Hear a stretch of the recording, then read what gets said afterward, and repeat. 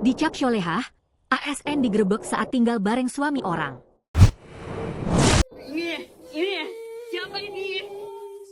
Bu, ngapain bu? Ibu udah tua. Ingat ibu ngapain di rumah ini? Sudarno, aparatur sipil negara, ASN, Dinas Pendidikan Kabupaten Bogor mengaku mengagumi selingkuhannya, Sani Handayani karena kesyolehannya. Sudarno adalah ASN golongan 4A di Disdik Kabupaten Bogor. Ia memiliki jabatan sebagai pendamping Satuan Pendidikan SMP Wilayah Kecamatan Pamijahan, Kabupaten Bogor. Sudarno menikah dengan istri sahnya, Titin Supartini yang merupakan guru di SMA Negeri 1 Pamijahan. Dari pernikahan sejak 1999 itu, keduanya dikaruniai 3 anak. Namun pada tahun 2018 Titin menderita sakit, sehingga mengganggu hubungan suami istri mereka.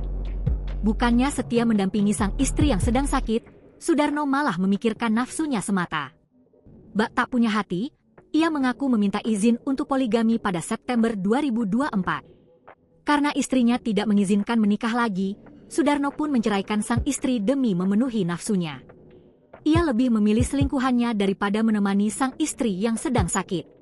Namun istri tidak mengizinkan sehingga pada 21 Mei 2025, saya memutuskan menceraikan istri dengan menjatuhkan talak secara lisan, kata Sudarno pada surat pernyataan yang ia buat pada 10 Juni 2025. Pada surat itu, Sudarno juga menjelaskan kalau dirinya tidak memiliki hubungan apapun dengan Sani Handayani. Ia mengaku hanya kagum pada sosok Sani yang syolehah. Bahwa antara saya dengan saudari Sani tidak ada hubungan apapun, yang hanya sosok syolehah dan membuat saya kagum, tulisnya lagi.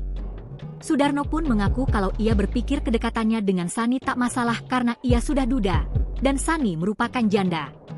Namun berdasarkan bukti chat mereka, keduanya sudah berhubungan sejak Mei 2024. Bahkan pada chat bulan Mei dan Juni 2024, keduanya mengaku sudah berhubungan badan.